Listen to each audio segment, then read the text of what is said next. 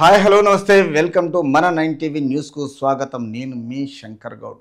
ఐఐటికి వెళ్ళలేక మేకల కాపరిగా మారిన ఒక అమ్మాయి అంటే తెలంగాణ రాష్ట్రము ఇలాంటి పరిస్థితికి తీసుకొచ్చింది. గత ప్రభుత్వాలు చేసిన విషయంలో ఈ అమ్మాయికి మొత్తం ఏంటంటే ఈరోజు మేకలు కాస్తున్న మధులత అంటే చదువుకున్న తర్వాత ఈ అమ్మాయి మేకలు కాస్తుందంటే పరిస్థితులు ఏంది ఎక్కడి వరకు తీసుకొచ్చాయి. ఈ విషయంలో ఈ ఐఐటికి వెళ్ళలేక మేకల కాపరిగా మారిన ఈ మధులత విషయంలో ఏందో చూద్దాం ఒక్కసారి మనం. తర్వాత 3 లక్షల కోసం గిరిజన విద్యార్థిని ఎదురుచూపు. వీర్నపల్లి సిరిసిల్ల అంటే ప్రముఖ గొప్ప నాయకుడు కేటీఆర్ కాన్స్టిట్యున్సీది. కేటీఆర్ కాన్స్టిట్యున్సీనే ఇట్లాంటివి ఉన్నదంటే రేపు ఇంకా వేరే కాన్స్టిట్యున్సీకి వాళ్ళు ఏం చేస్తారని ఆయన ఈ మాత్రం ఈ అమ్మాయికి సాయం చేయలేకపోయాడు. ఆయన అదే వాళ్ళకైతే వాళ్ళ అనుచరులకు మాత్రం తక్కువ ధరకు మొత్తం ల్యాండ్లు ప్లాట్లు అన్నీ ఇస్తారు. కానీ ఎవరైనా మధ్యతరగతి వాళ్ళకు వేస్తారు.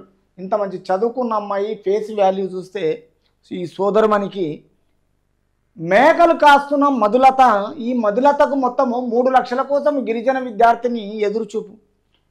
తర్వాత ఈ మేకల కాపరిగా మారింది.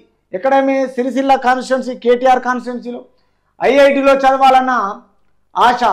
ఉన్న ఆర్థిక పరిస్థితి బాగలేదు. ఒక కుటుంబంలో డబ్బులు రావాలంటే సంపాదన ఉండాలా, లేకపోతే తాతలు సంపాదించిందో తండ్రి సంపాదించిందో ఉండాలా. తిరిగి అతనికి 3 బిడ్డలు ఉన్నప్పుడు ఆ 3 బిడ్డల్లో ఒకరిని చదివించాలంటే ఈ రోజులలో చాలా కష్టమైన పరిస్థితి. ఆడపిల్లల పెళ్లి చేయాలన్నా చదివించాలన్నా మానవునికి సాధారణంగా ఎంతో కష్టమవుతుంది ఈరోజు. ఎందుకంటే మొత్తం నిత్యావసర వస్తువులన్నీ పెంచేసిండ్రు. ఇల్లు లేకుండా చేసిండ్రు, బ్రతకనీయకుండా చేసిండ్రు, పిల్లలకి సాయం లేకుండా చేసిండ్రు, స్కూళ్ళు పట్టించుకోలేదు, హాస్టళ్ళు పట్టించుకోలేదు. ఈ రాజకీయం ఏంటంటే కేవలం వాళ్ళ గురించే చూసుకుంటారు. వాళ్ళ వంశపారపర్యంగానే ఉంటున్నాయి, వాళ్ళ కుటుంబ పరిపాలనే ఉంటున్నాయి. కాబట్టి మధ్య తరగతి ఎవరికి ఏ అవసరం వస్తుంది మాత్రం ఎవరు చూస్తలేరు. మరి ఈ రాజకీయాలు ఎందుకు? ఇది ప్రజాస్వామ్యం కాదా?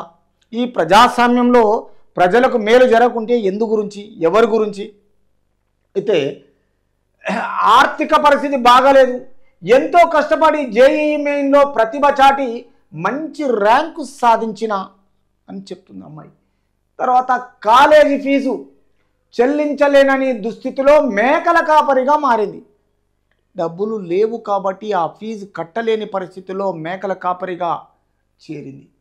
కాబట్టి ఇందులో విద్యాభిమానులు దాతల సహకారం కోసము ఈ విద్యార్థిని ఎదురు చూస్తుంది.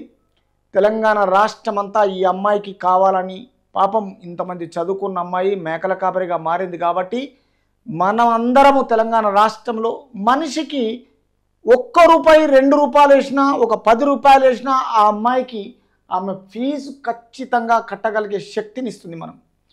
కాబట్టి దయచేసి తెలంగాణలో మొత్తం అన్న, చెల్లె, తమ్ముడు, అక్క, సోదరిమణుడు ఎవరైనా పర్వాలేదు, ఈ అమ్మాయికి తగిన సహాయం, మంచి సహాయం చేసి ఆమె చదువుకు ఒక కారణమై ఆమెను ఒక మంచి స్టూడెంట్గా చూడాలని